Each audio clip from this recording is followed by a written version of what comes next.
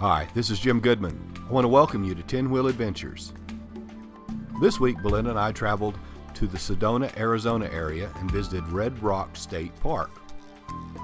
You could see the red cliffs off in the distance. It was really quite beautiful. As we entered the park, we noticed that there were several houses sprinkled around the cliffs in the background.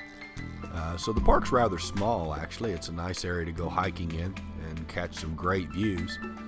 But you're surrounded by residential living. The park has directions as to the names of the cliffs and the mountains and the buttes.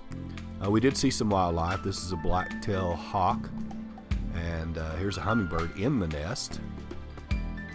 The flowers in the area were in bloom because it was spring, and it's really beautiful having the extra color thrown in with all the reds of the surrounding mountains. Now, there are several hikes in the park that you can take. We chose one that led up to the highest peak. It's about 4 miles long, crossed over Oak Creek, which was in full force with the spring melt in the mountains. Several places along the trail was quite close to the edge, and it paid to be careful. Now, this panoramic view gives you quite the overview, and believe it or not, every one of these peaks and mountains had a name. And I'll give you most of those in some still photos that I've added on to the end here. Most of the land you see around you was owned by a TWA CEO, and back in the 60s he built that house you see in the center. He sold off the land as real estate development, except this part in the middle, which was later sold to Arizona, and they made it into Red Rock State Park. This is Capitol Butte, Red Rock Point, and Coffee Pot. There's a couple others in there.